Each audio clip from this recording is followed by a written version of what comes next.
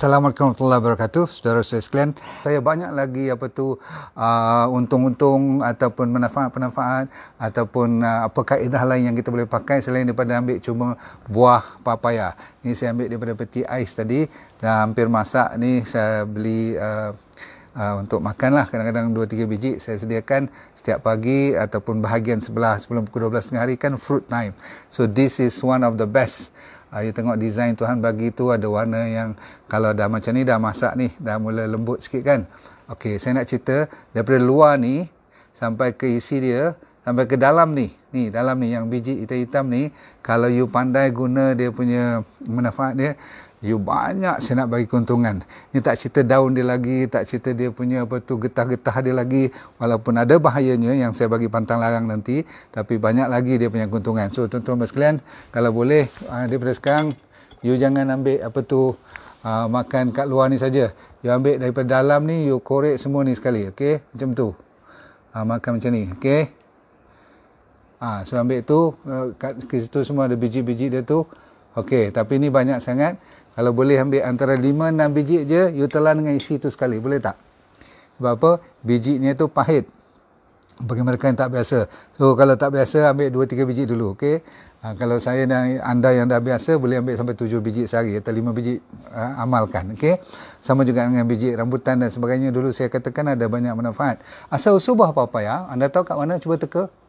You rasa kat Thailand ke, kat Indonesia ke, Malaysia ke, Singapura, Brunei, mana bijinya? Rupa-rupanya daripada kawasan Mexico, kawasan Amerika Tengah, faham tak? So, inilah asal-usul bijinya daripada sana. Lepas tu, sejak kebelakangan ni disebabkan pokok buah betik ni, buah papaya ni senang hidup di tempat tropika. Jadi Asia merupakan pengeluar utama buah papaya. Baik, setiap 100 gram buah papaya ni cuma ada lebih kurang 40 kalori saja. Berarti dia tidak begitu tinggi, tapi kita tak makanlah 100 gram. Kita sekali makan, kalau saya tu satu mangkuk kan. Kadang-kadang sampai 300 gram. Jadi kalau 300 gram satu mangkuk papaya pun cuma lebih kurang 120 kalori. So masih lagi rendah. So not to worry. Dan memang dia ada karbohidrat, dia ada protein, tapi dia tak ada fat langsung. So you don't have to worry. Tinggi dengan fiber, hampir dekat berapa belas persen, 15% fiber, dan semua fiber ni majoritinya soluble. Soluble maksudnya boleh boleh dicernakan, boleh dihadam, faham tak? Okey. Dan dia ada banyak vitamin lah, A, B, C, ada D, ada E, potassium, kalsium, folate, magnesium, iron pun ada phosphorus, dan ada 2-3 jenis enzim yang kenapa menjadikan buah betik ni orang sebenarnya kalau tahu dia tak tanam kat rumah, mesti dia tanam kat rumah walaupun satu pokok ni mesti tanam. Okey, nombor satu ialah kebaikannya dia anti radangan.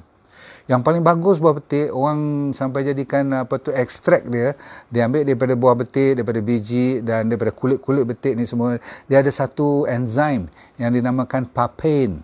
Saya pernah makan papain ni. Kalau orang kena gout, kalau orang pernah bengkak kaki, arthritis, yang ada inilah sakit-sakit lutut kan, orang tua-tua ni kan yang selalu bengkak-bengkak aja kan.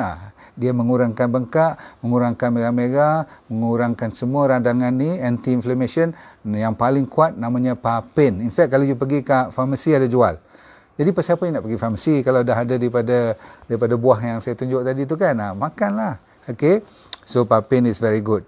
Dan malam ni setiap kali saya kata makan, jangan lupa kepada 2 lagi tambahan, iaitu biji dia sendiri dan juga dia punya daun dia. Ada masanya kita akan cerita tentang daun dan bijinya, mana yang lebih kuat dia punya isi kandung. Okey, macam saya kata anti-inflammation ni tadi bagus, datang daripada isi dan juga bijinya sekalipun. Okey, dan daun ni kalau you nak pakai juga untuk anti-inflammation, you ambil daun muda dan kalau boleh you rebus dia dan you masuk sedikit limau nipis. Ini bagus untuk anti-inflammation. Nombor 2, setelah dia bunuh bakteria, dia antibakterial lah. Orang panggil natural antibiotic. Takat-takat E. coli, salmonella tu dia memang boleh kau tim lah, no problem kan. Dan dia juga terkenal dari sudut ni dia meningkatkan immunity. Zaman-zaman sekarang memang kita nak cari makanan yang tinggi dengan immunity, betul tak? Supaya kita tak berapa risau sangatlah walaupun kita duduk kat rumah, kita kena hati-hati. So immune system ditingkatkan. Sebab itulah orang yang ingat tak apa tu ada dengue fever pun dia cari daun-daun apa tu betik dan sebagainya. Memang ada kaitan. Okey, walaupun setengah orang kata itu mitos saja tapi tak salah sebab dalam tu cukup banyak dia punya apa tu vitamin dan mineral. Lagi satu dia juga bagus untuk flu. Ada kaitan dengan immunity flu. Sebab apa dalam segi immunity ni apa saja makanan yang ada vitamin C very good ya, dan betik antara yang tinggi dengan vitamin C. Nombor 3 dia mengurangkan atau menurunkan blood pressure. Di mereka yang selalu sangat makan ubat blood pressure, bila you ambil D&D diet, buah-buahan you berat badan you kali 10, okey. Lepas tu you makan. Lepas kali 10 tu you makan pagi sampai pukul 12. Make sure apa tu you tak kurang pada kali 10 tu, okey. Untuk menghilangkan masalah buah pinggang punya kalau tak bersih ke apa-apa kan. So kidney untuk cleansing very good. Dalam buah betik ni dan bijinya ada dinamakan flavonoids, okey. Tentang biji ni kalau you confuse sangat, you berhenti apa tu nak makan biji tu sekejap dulu. Kalau you takut, you pastikan dia relax. Bila you dah tenang ambil 2-3 biji, you boleh telan, you tak rasa pelik, baru sambung. Okey. So bagus. Saya ulang lagi sekali, buah-buahan kali 10, okey. Nombor 5 dia menghilangkan you punya parasite. Pernah dengar tak parasite? Ni cacing-cacing dalam badan. Cacing apa? Cacing gelang atau cacing apa tu krawit, you know. So make sure kalau yang parasite ni yang lebih bagus biji, bukan isinya. Okey, bukan daunnya. Dia lebih pada biji. Dan biji ni kalau you nak ambil yang fresh pun boleh atau yang nak keringkan pun boleh. Yang ambil 30 atau 40 biji, you apa tu dah dikeringkan, you boleh buat powder, you campur dengan honey lah sikit, okey. Lepas tu you buat makan lah, okey. Atau nak berbuah atas salad you pun boleh.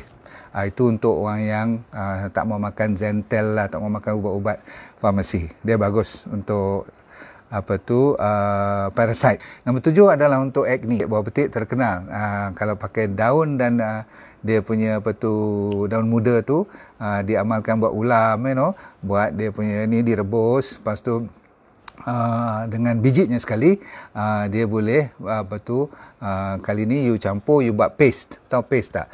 Untuk you tempel-tempelkan kat bahagian you punya acne. Okey, boleh insya-Allah. Okey, apa pun jangan pakai getah langsung. Okey, semua saya apa tu daun-daun dia ataupun batang-batang yang ada dekat-dekat daun tu tengah-tengah tu pun pastikan tidak ada langsung apa tu dah dicuci bersih daripada getah. Okey. Seterusnya terkenal yang ni untuk kanser. Orang kanser ni makanan tambahan lagi untuk you amalkan setiap hari sebab dia ada banyak fenolik dan flavonoid. Bila you dengar perkataan flavonoid ataupun bioflavonoid, memang dia ada antioksidan dan sebagainya dalam tu. Bila antioksidan, dia memang lawan kepada bahan-bahan yang merosak, mengkaratkan sel dan merosakkan DNA kita. Tahu DNA kan, sehingga kan kita punya sel tu boleh tumbuh tak dengar cakap. Bila dia tumbuh tak dengar cakap, dia akan jadi cancerous. Okay? Digestive system. Orang yang ada masalah lawas tak lawas, you know, masalah inilah pencernaan, penghadapan makanan, memang terkenal dengan kalau makan buah betik ni.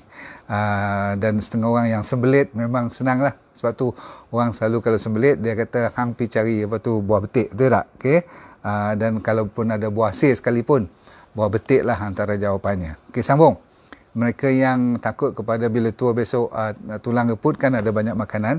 Ini salah satu daripadanya. Apa tu terkenal untuk tingkatkan you punya kalsium dan apa tu potasium pun ada kat situ supaya dia boleh balancekan balik you punya apa tu kekuatan ataupun kemampatan you memampat you punya apa tulang. Okey. Number 11 dia ada kaitan dengan sakit sengugut. Dysmenorrhea. Orang yang ada dysmenorrhea memang dia banyak nak cari ubat-ubatan dan sebagainya, tapi secara natural you amalkan buah betik dengan cara nak apa tu siapkan pemakanan melalui makan bijinya juga. Dan rajin-rajin kan macam-macam orang Indonesia tu. Ibu-ibu di sana memang rajin siapkan ulam-ulam buah daun betik ni kan. Okey. So silakan. Okey, you boleh buat masak tumis dan sebagainya pun tak apa, tak ada masalah. Dan untuk PMS boleh dipakai. Nombor 12, anti-aging. Boleh tak makan buah betik boleh anti-aging, boleh awet muda, terkenal. Orang-orang Indonesia memang terkenal dengan jamu dan sebagainya. Dan salah satu daripadanya, belum masak lagi buah betik tu, dah dibuat rojak, dah dibuat kerabu dan sebagainya. Asalkan betik je, dia pakai daripada hijau lagi sampai masak betul. Boleh. Sebab dia terkenal dengan glycine dan leucine. Glycine dan leucine ni ialah amino acid yang bagus untuk penjagaan sel-sel kita. Maka kerutan, kedut-kedut ni akan berkurangan. Kata orang-orang sana dia panggil lebih kencang kita punya kulit. Orang kita kata panggil apa, lebih mantap atau lebih cekang lah kan. Dia rasa full. Okay, right. Baik, bagi mereka yang diabetes terkenal, ini makanan yang dibenarkan. Sebab tu saya heran bila orang kata buah-buahan ni menyebabkan jadi diabetes, buah-buahan ni boleh menyebabkan masalah macam-macam. Sebab fruktos di dalam buah-buahan tu adalah musuh utama kesihatan. Saya tak boleh fikir macam mana dia orang boleh dapat jawapan macam tu. Saya katakan fruktos tu menakutkan orang pula sekarang. Maksudnya fruit punya gula ni. Tapi sebenarnya tidak. Dia terkenal dan dijadikan banyak kajian mengurangkan masalah diabetes mellitus. Maksudnya dia boleh menurunkan kadar gula. Cantik kan Tuhan bagi? Buah betik buah betik ni sebenarnya patutnya jadi buah-buahan setiap rumah punya supply kan. Jadi tak adalah rasa mahal sangat, betul tak? Okey. Dan saya berminat dengan beta carotene. Sebab warna-warna orange ataupun orange, warna kemerah-merahan, kuning-kuning tu kan. Ini semua bila dia berwarna-warni daripada hijau dia tukar ke kuning, dia tukar ke orange tu kan. Cantik. Semua ni memang Tuhan jadikan ada maknanya kan. Dan bila bertukar warna tu itself adalah untuk kesihatan. Dan beta carotene anda tahu adalah good for vitamin A, dan juga dalam betik ni ada B, ada C kan. So saya kata tadi bila datang untuk diabetes dah bagus, kita cerita pasal kulit pula lagi sekali. Terkenal juga mask. Kalau you buat masker ataupun sapu muka kan, biar dia kalau dicampur dengan honey sedikit, bagi kita tebal sikit, dia jadikan paste. Jadi antara mask yang murah, inilah buah betik. Okey. Pastikan tak ada getah saya kata tadi ya. Mesti ambil isinya sahaja ataupun bijinya yang telah dipowderkan betul-betul boleh. Sebab apa? Kalau dijadikan sikit sebagai scrub juga, biji-biji ni kan dengan isi buah betik ni, dia dipanggil exfoliant. Exfoliating ni maksudnya dia macam scrub lah, dia boleh hilangkan kulit-kulit ataupun sel-sel luar yang dah mati ni. Kan orang perempuan kan dia suka dapat sel yang baru, nampak segar, aura yang berseri-seri. Inilah dia. Okay. Nombor 15, dia mengurangkan masalah macular degeneration. Anda kalau dengar macula ni maksudnya tengah-tengah mata tu, kadang-kadang dia boleh jadi macam dah rabun nak jadi buta kalau biarkan terus. Selalunya vitamin A lah ni kan. Macular degeneration ni boleh menyebabkan sampai jadi buta. So orang yang rajin makan buah betik, alhamdulillah. Buah betik juga terkenal sebagai tonik. Maksudnya dari segi tonik bertenaga. Dia orang lelaki sukalah bila dengar tonik-tonik bertenaga ni, tapi tak adalah sekuat macam tongkat Ali semua tu, tak. Okey. Walau bagaimanapun dia memang memberi tenaga. Apabila you dah cukup dengan kalori yang cantik dan fiber yang banyak dalam sebarang makanan you, dan cukup vitamin dan mineral, ada pula enzim-enzim yang special, yang paling special dalam betik apa dia, yang tak ada di tempat lain, nama pun papain. Asal-asal pun nama papaya kan. Jadi papain tu, bak kata orang Indonesia papain. So papain ni, pepin ni memang bagus sangat. Okay. Dia juga menyebabkan kalau boleh ada orang yang bermasalah irritable bowel syndrome, orang yang suka bermasalah sikit-sikit nak cirit-birit, tahu tak? You memang tak normal dari segi lawasnya, buang air besar. Dia sikit-sikit je, you sensitif sangat. Yang ni menyebabkan kalau orang yang amalkan buah betik ni, dia boleh membantu mengurangkan IBS, irritable bowel syndrome. Soalan, baby boleh makan tak? Okey, sejak berapa umur dia boleh makan? Okey, ada setengah kajian tu kata bahaya untuk baby, tapi lebih banyak kajian kata bagus untuk baby mula makan semuda ataupun seawal 5-6 bulan pun dah boleh. Bila dia dah mula boleh ambil solid food, kenalkan dia kepada buah betik, isinya yang lembut lah, of course. Okey, 7-8 bulan tu memang biasa boleh. Okey, baik. Ujung-ujungnya orang yang kena gout terkenal sangat. Kalau you tak suka makan pil, you kena rajin acap kali makan buah betik, sebab gout terkenal dengan sakit, bisa, bengkak dan sebagainya. Jadi papin tu boleh mengurangkan inflamasi. Okey, right. Siapa yang nak makan dengan bijinya pun boleh untuk sakit gout, no problem. Alright, tumbuk-tumbuk, jadikan halus-halus, dah jadi serbuk. Setelah dikeringkan, ambil lebih kurang 2 tablespoon, 1 pagi, 1 petang. Campurlah, buat teh ke, campur dengan halia ke, dengan kunyit ke, kan, turmeric, garlic, ginger tu, campur lagi dengan serbuk papin ataupun serbuk betik. Nombor 20 sekarang ialah untuk heart. Kita duk fikir-fikir benda-benda yang tak mustahak, yang ni lebih mustahak. Rupanya ada kaitan dengan jantung, sebab dalam buah betik ada nama lycopene. You pernah dengar tak lycopene ni? Selalunya orang selalu kaitkan dengan tomato, kan? Tomato yang dah dimasak atau dipanaskan baru boleh keluar lycopene. Saya selalu katakan tomato ni special sikit, jangan makan mentah. Tapi balik kepada buah betik, dia memang mentah lah buah betik, kan. So you ambil lycopene daripada buah betik ni, dia ada kaitannya dengan menjaga jantung, dan ada juga kajian mengurangkan gejala kena stroke. Okey, memang bagus. Sebab apa? Dia banyak fiber dan dia banyak ataupun dia tinggi dengan potasium. Baik, tak apa. Yang penting dalam samping dia menjaga jantung tu, dia juga mengurangkan masalah kolesterol, dan dia juga mengurangkan LDL. Anda pernah dengar semua tu, kan? LDL katanya zaman sekarang dah tak main dah LDL, HDL ni, tapi kajian-kajian ni masih lagi main. Katakan dia kurangkan bad kolesterol. Tak apa. Yang penting orang yang kakinya pecah-pecah, tumit yang retak tu, kan, yang retak 1000 tu, yang you duk pakai gosok, duk pakai file lah, dan kadang you pergi bayar kat kedai-kedai suruh bagi cantik you punya, maklum lah orang perempuan, kan. Tapi sebenarnya tak payah, you ambil yang ni, kita benarkan you pakai getah dia. Kalau you nampak kat kulit-kulit buah betik, ataupun di daun-daun dia tu, ataupun kat batang-batang ini bahaya sikit, cuma kat kaki je boleh. Okey, you nampak getah-getah dia yang putih-putih sikit-sikit tu, you ambil getah tu, hati-hati you gosok ataupun sapu kat bahagian yang retak tu. Okey, insya-Allah. Kat tumit pecah dibenarkan. Takat tu saja untuk yang bergetah. Okey. Nombor 22 yang ujung sekali tadi, macular degeneration, tapi penglihatan secara umumnya pun meningkat. Sebab apa? Apabila vitamin A banyak dalam makanan kita, memang cun tu manfaat yang you boleh dapat daripada cuma buah betik je. Amalkanlah sekerap mungkin. One of the best. Janji saya ada 3 pantang. Okey, jaga. Pantang ni amat mustahak bagi wanita terutama sekali, dengan elok. Nombor 1, kalau you pregnant, walaupun ada kajian menentang, kata ni tak betul, tapi orang tua-tua, bila dia bagi petua ni, berarti dia dah ada pengalaman. Okey, you tanyalah di mana-mana pun, orang yang pregnant tak dibenarkan terlalu kerap makan buah yang dah masak, tak apa.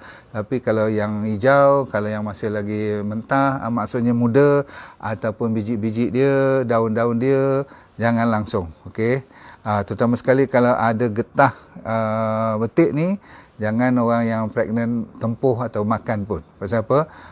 Getah tu sendiri, latex dia tu boleh menyebabkan kadang-kadang allergic reaction. 1, allergic. Nombor 2, kalau tertelan pun nanti takut dia nanti ada contraction di bahagian rahim kita. Kita tak nak lah, kan, betul tak, orang yang pregnant. Boleh tak orang breastfeeding makan buah betik? Boleh, dengan syarat lagi sekali buah betik yang dah masak. Okey, so tadi yang pregnant tu kalau boleh you sabar sekejap lah, you makan buah lain dahulu, boleh tak? Satu lagi yang pantang nombor 2, itu pregnancy. Nombor 2 ialah pernafasan. Orang yang senang sensitif kepada asma, susah nak bernafas. Ketika you bermasalah masalah dengan pernafasan, jangan galakkan diri you ambil buah-buah betik yang terutama sekali yang masih ada getah-getah ataupun masih belum masak cukup bahaya. Pasal apa yang masih muda tu selalunya getahnya masih kuat. Papain ni dalam betik yang belum masak dia tinggi, dia punya content dia. Okay, so be careful of the papain tu, dia boleh menyebabkan pernafasan tu kadang-kadang boleh semput lagi. Okay, dan last kali kata orang disebabkan dia banyak vitamin C, yang ni saya tak percaya, tetapi kod-kod kalau you ada batu karang, tak usah main-main sangat lah kan, makan sikit-sikit cukup. Okay, jangan terlalu banyak, takut vitamin C ni bagus, tapi kalau terlalu banyak vitamin C, kadang-kadang dia boleh timbul jadi stone sikit. Okay, saya nasihatkan yang ujung-ujung tu, kalau siapa yang senang kena low glucose, selalunya orang masalah high glucose, diabetes, tapi kok you jenis yang senang hypo, tak senang hypo, sikit-sikit hypo, sikit-sikit nak kena makan gula semua tu, jangan acah makan yang buah petik atau bijinya ni. Sebab apa? Dia boleh menurunkan lagi. Walaupun dia turun sikit, tapi you jenis hypo, bila dah hypo katakan 4.0, 3.9, sekali rajin pula makan betik, katakan 2.5, you pengsan. Faham tak? Ini blood glucose level lah. So cukup dulu.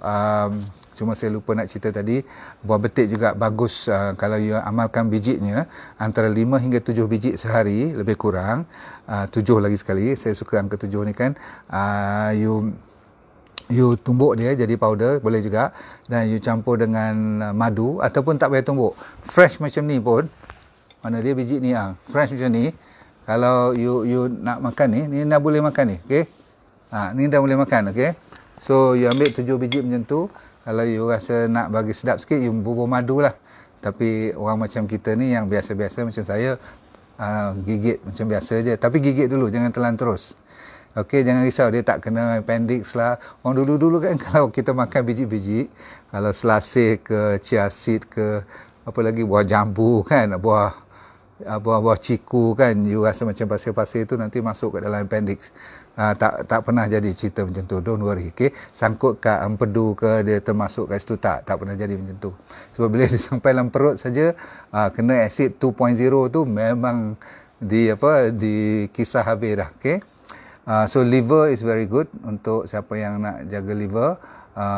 Buah petik juga mainkan peranan, terutama sekali bijinya, sebab ada papain, dan satu lagi nama chymopapin. Tak apa, nama tu tak ingat, tak apa. Tadi saya dah cerita parasite pun bagus, orang yang gemuk nak kurus, ini antara makanan untuk kuruskan badan. Bahkan kata satu magazine tu, semua Miss Universe yang tahu secret bila dia nak pergi ni lah, masa ada show dia tu kan, dia punya diet salah satunya dia cuma makan buah betik je. They call it papaya fasting. Dia fasting dengan papaya dan air je, dengan main. Okay, dan anda pun dah tahu kan, nak bagi lembut daging, ambil dia punya papain ni, ambil biji-biji bubuh atas daging-daging you tu, bagi mereka yang makan daging lah, ataupun rendam dengan daun papaya, daun betik kan. Assalamualaikum warahmatullahi wabarakatuh. Selamat kita bermula hari baru untuk 7 day living. Kalau Tuhan bangunkan kita besok, kita jumpa lagi. Assalamualaikum warahmatullahi wabarakatuh. Terima kasih banyak. Tolong share boleh? Jangan lupa tekan sebelum you pergi. Share ni, last nak share ni, mana tahu. Okay, alright, kita jumpa lagi.